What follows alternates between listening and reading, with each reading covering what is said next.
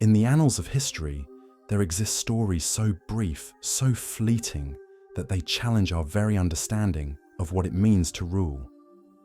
Today, we delve into one of the most extraordinary tales of political power ever recorded, a reign so short that historians still debate whether it actually happened at all.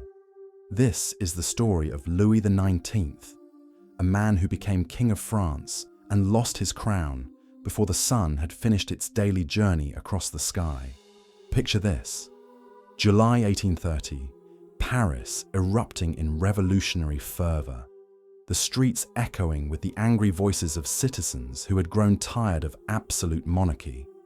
In the midst of this chaos, a piece of paper was signed, a crown was passed, and for the briefest moment in history, France had a new king. But before the ink could dry on the official proclamation, that same king made a decision that would define his legacy forever. He gave it all away. The man at the center of this incredible story was born Louis Antoine de Bourbon in 1775, during a time when the French throne was beginning to resemble a cursed seat in some ancient legend. Every king who sat upon it seemed destined for catastrophe. His family tree read like a catalogue of political disasters, royal executions, and forced exiles. Yet somehow, through a series of extraordinary circumstances, this reluctant prince would find himself holding the most powerful position in France, if only for a matter of hours. To someone understand how could become king and abdicate on the same day, we must first journey back through the turbulent decades that preceded this moment. Louis Antoine grew up in the shadow of the French Revolution, that earth-shattering event that would forever change how Europeans viewed monarchy and political power. When he was just 14 years old, his world exploded into chaos. The revolution that began in 1789 was not merely a political uprising, it was a complete reimagining of society itself. The young Louis Antoine watched as his uncle, King Louis XVI, was dragged to the guillotine in 1793, his head severed from his body before jeering crowds in what became one of history's most shocking displays of regicide. This was not just the death of a king, it was the symbolic murder of the entire concept of divine right that had sustained European monarchy for centuries.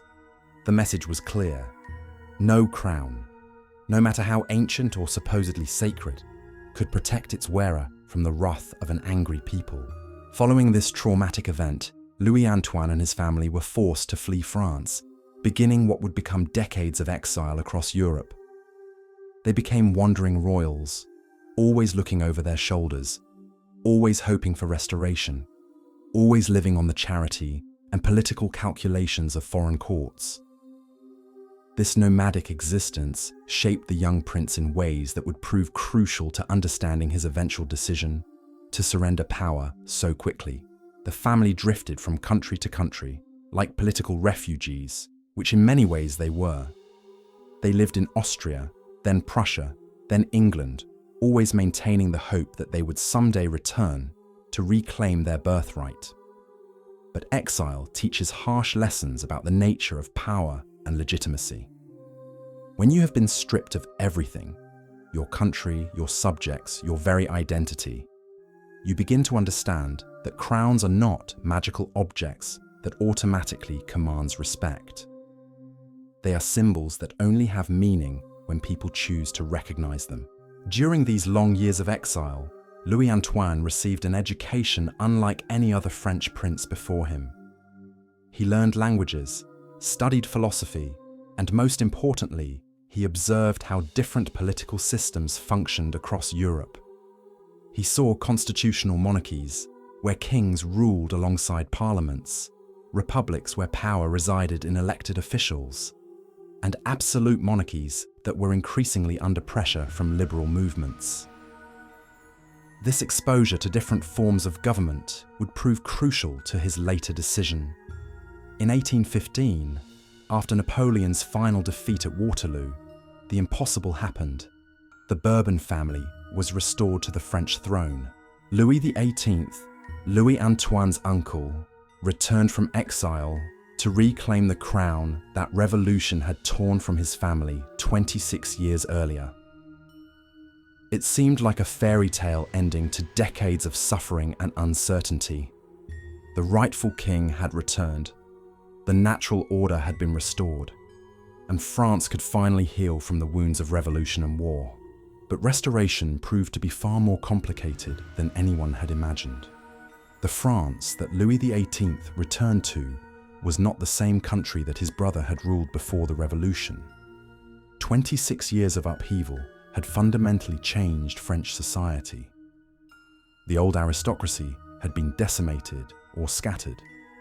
New classes of merchants and professionals had risen to prominence. Most importantly, the French people had tasted political participation and were not eager to return to the passive obedience that absolute monarchy demanded. Louis XVIII was intelligent enough to recognize these changes and attempted to rule as a constitutional monarch, sharing power with elected representatives and acknowledging the political realities of post-revolutionary France. His reign, while not without problems, represented a reasonable compromise between the old world of absolute monarchy and the new world of popular government. For a time, it seemed as though the Bourbon Restoration might actually succeed. However, when Louis XVIII died in 1824, he was succeeded by his younger brother Charles X, Louis Antoine's father. Charles represented everything that had gone wrong with the old monarchy. He was rigid, uncompromising, and utterly convinced that he ruled by divine right.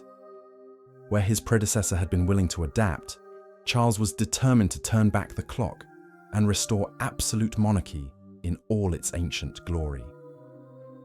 Louis Antoine, now officially the heir to the throne with the title Duke of Angoulême, watched with growing unease as his father systematically dismantled the compromises that had made the Bourbon Restoration possible. Charles X reimposed strict censorship, restricted voting rights, and began rewarding the old nobility at the expense of the new middle classes that had emerged during the revolutionary period. Most dangerously, he seemed genuinely convinced that the French people were eager to return to the political arrangements of the 18th century. The heir to the throne found himself in an impossible position.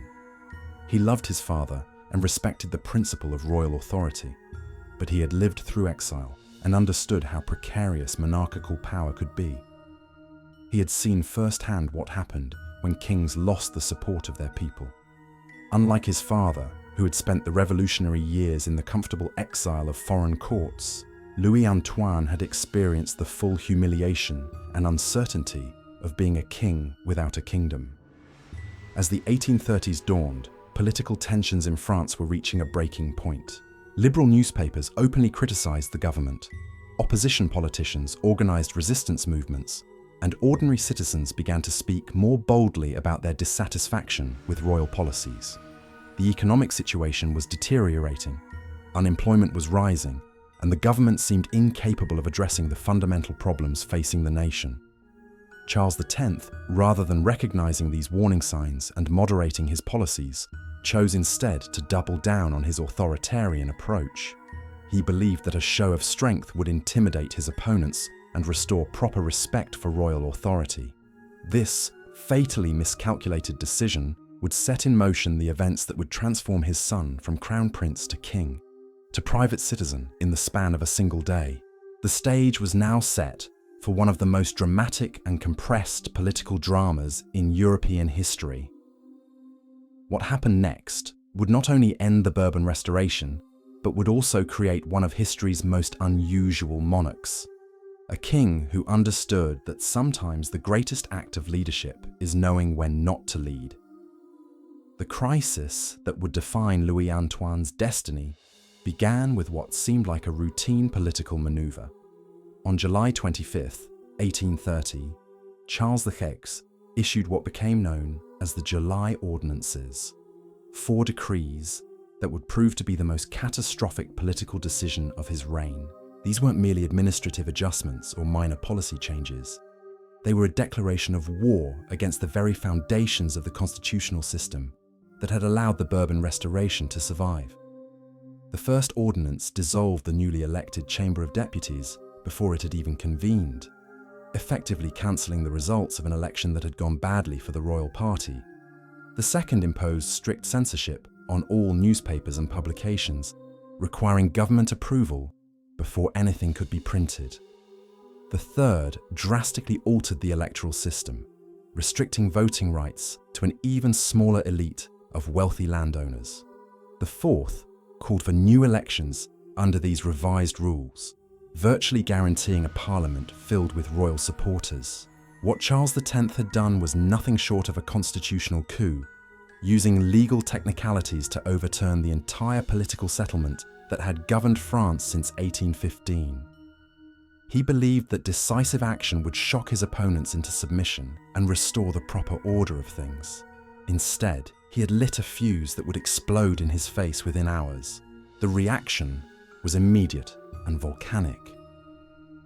By the morning of July 27th, Paris had erupted into open rebellion. Workers abandoned their factories, students poured out of universities, and middle-class professionals took to the streets alongside labourers and craftsmen. Barricades appeared overnight, constructed from overturned carriages, torn up cobblestones, and whatever materials the rebels could find. The sound of gunfire echoed through the narrow streets as revolutionary crowds clashed with royal troops. This was not the chaotic violence of 1789, driven by hunger and desperation. This was something far more organised and purposeful, a calculated uprising led by people who understood exactly what they wanted: the removal of Charles X and the restoration of constitutional government. Liberal newspapers, despite the censorship decree, continued publishing underground editions that circulated hand to hand throughout the city. Political clubs that had been meeting in secret for months suddenly emerged into the open, coordinating resistance efforts with military precision. The royal army, which Charles X had counted on to suppress any uprising, began to crumble almost immediately. Many soldiers, drawn from the same social classes as the rebels, showed little enthusiasm for firing on their fellow citizens. Officers found their orders questioned, their authority undermined by troops who saw no reason to risk their lives defending policies they themselves opposed. Some units simply melted away, while others actively joined the revolutionary cause. Louis Antoine watched this unfolding catastrophe with a mixture of horror and grim recognition. He had seen this pattern before: the isolation of royal authority, the collapse of military support, the rapid spread of revolutionary fervour. But unlike his father, who seemed genuinely shocked by the turn of events, the Crown Prince understood that this was not some temporary uprising that could be crushed by force. This was a fundamental rejection of Bourbon rule that could only end one way. As the situation in Paris deteriorated, Charles X found himself trapped in the Palace of Saint-Cloud, cut off from reliable information and surrounded by advisors who either couldn't or wouldn't tell him the truth about how desperate his situation had become. The king oscillated between rage and denial, one moment threatening to use overwhelming force against the rebels, the next moment convinced that the whole affair would blow over if he simply stood firm. Meanwhile, the political opposition had organized itself with remarkable speed and efficiency. Liberal politicians, who had been marginalized by royal policies, suddenly found themselves at the center of events, coordinating with revolutionary leaders and preparing for the possibility of forming a new government. They were not interested in destroying the monarchy entirely.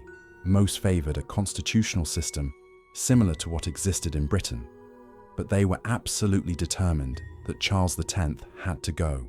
On August 2nd, 1830, with Paris firmly in rebel hands and his own forces either defeated or defected, Charles X finally accepted the inevitable. In a private ceremony at the Château de Rambouillet, surrounded by a handful of loyal courtiers, the king signed his act of abdication, but rather than passing the crown to his son immediately, he attempted one final maneuver to salvage something from the wreckage of his reign. The abdication document was carefully worded to suggest that Charles was stepping down voluntarily in favour of his grandson, the 10-year-old Duke of Bordeaux, with Louis Antoine serving as regent until the boy came of age.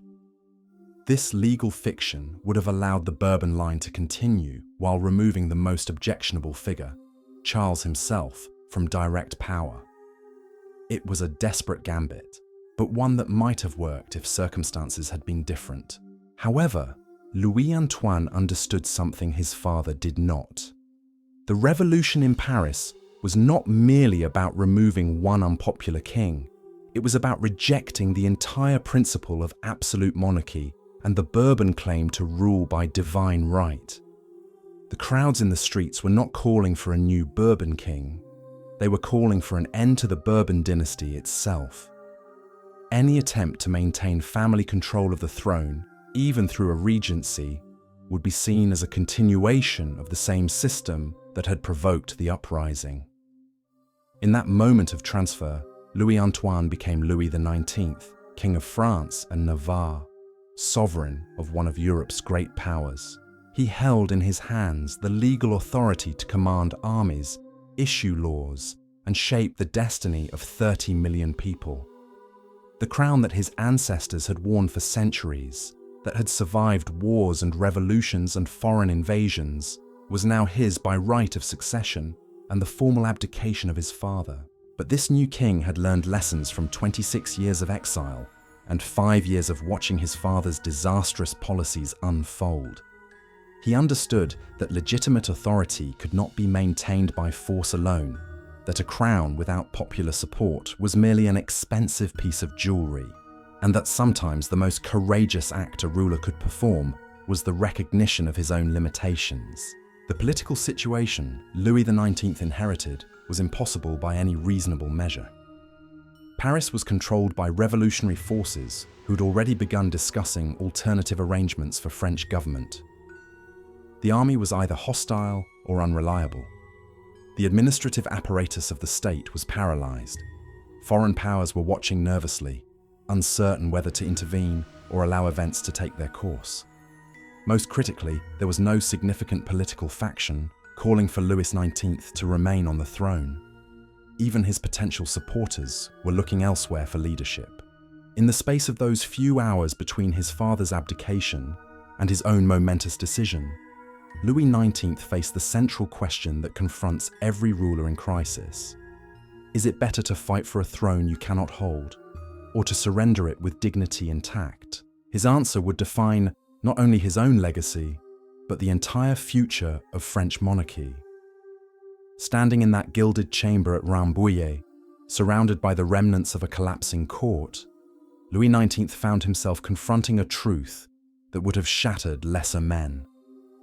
The weight of centuries pressed down upon his shoulders, the accumulated expectations of a dynasty that had ruled France since the time of Hugh Capet, the dreams of restoration that had sustained his family through decades of exile, the very concept of legitimate monarchy itself.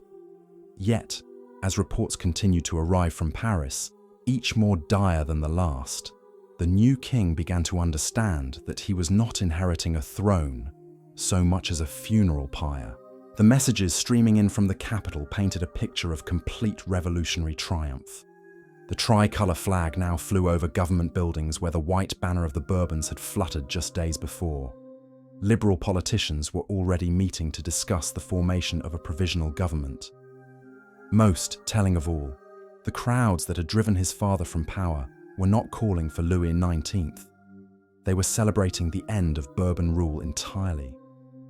The revolution had moved beyond simply rejecting one unpopular king to rejecting the entire principle that the Bourbon family had any right to govern France. His advisors, those few who had remained loyal through the catastrophe, presented him with increasingly desperate scenarios. Some urged him to flee immediately to England or Austria, where sympathetic monarchs might provide sanctuary and perhaps military support for a future restoration attempt. Others suggested retreating to the provinces, where royalist sentiment might be stronger and a counter-revolutionary campaign could be organized. A few, clinging to fading hopes, proposed that he could somehow negotiate with the revolutionary leaders, perhaps accepting severe constitutional limitations in exchange for keeping the crown. But Louis XIX had learned something during those long years of exile that his father never fully grasped. the difference between having a legal right to rule and having the actual capacity to govern. A throne without popular support, without military backing, without administrative control, was nothing more than an elaborate pretense.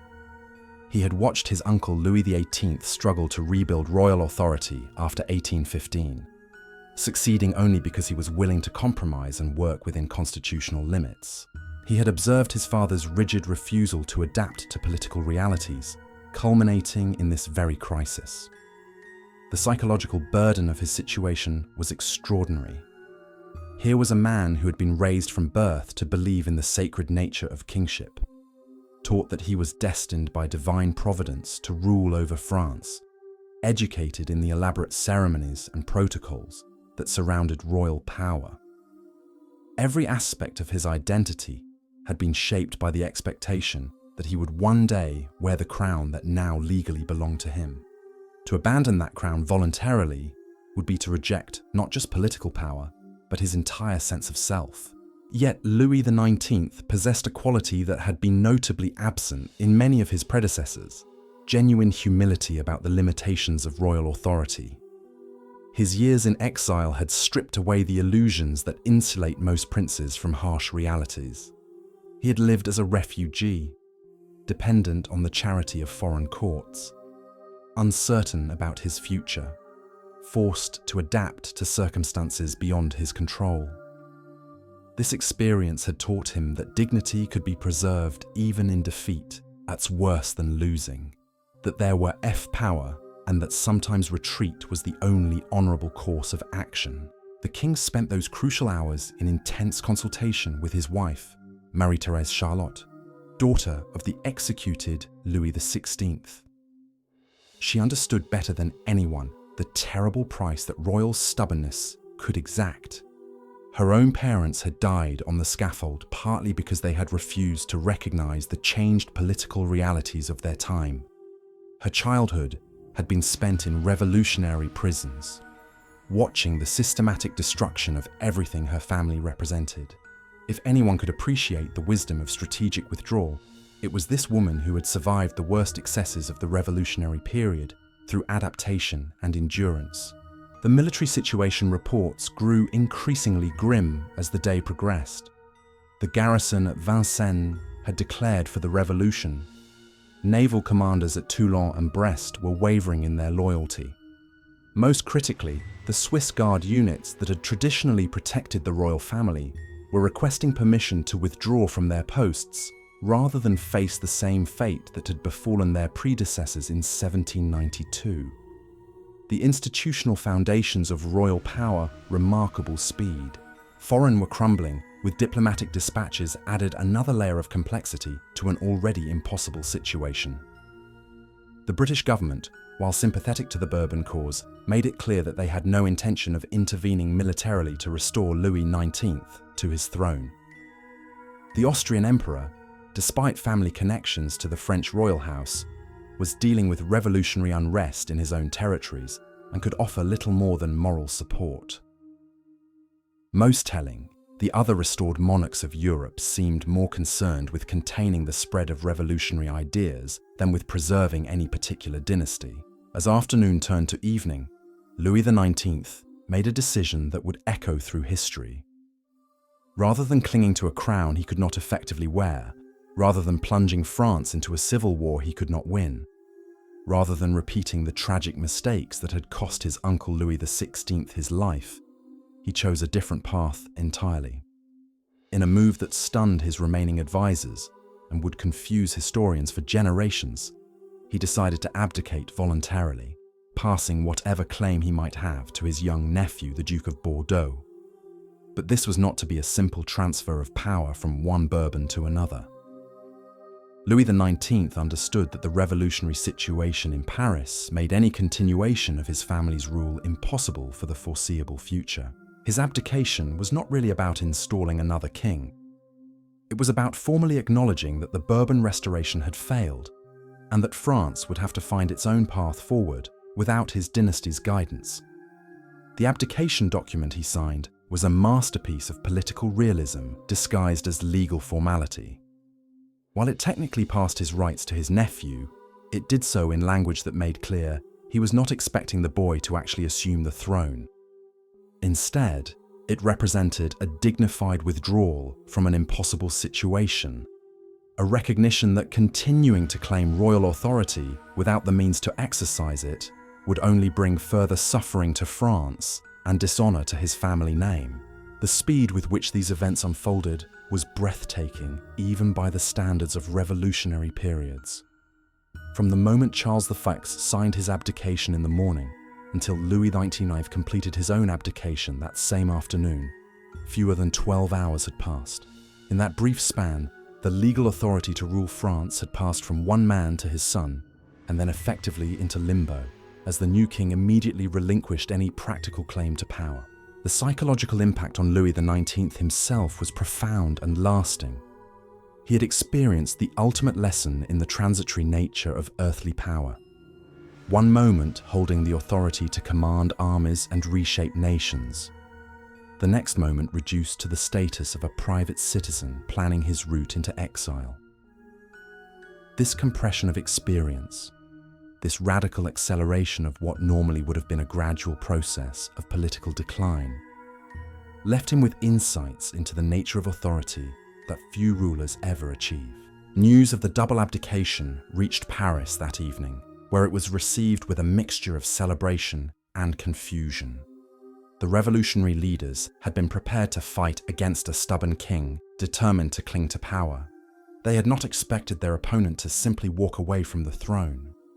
Some viewed Louis XIX's decision as a sign of weakness, proof that the Bourbon dynasty lacked the courage to defend its supposed rights. Others saw it as a shrewd political maneuver designed to preserve the family's long-term prospects by avoiding a bloody confrontation that could only end in disaster. And so ended the reign of Louis XIX, the king who ruled for less than a day, perhaps only hours, perhaps merely minutes. His story challenges everything we think we know about power, ambition, and the nature of leadership itself. In choosing abdication over bloodshed, retreat over destruction, he achieved something far more remarkable than military victory or political triumph. He demonstrated that true wisdom sometimes lies not in seizing power, but in recognizing when that power has already slipped away. History may debate whether Louis XIX was ever really a king at all, but his brief moment on the throne teaches us that the greatest act of rulership can be knowing when not to rule.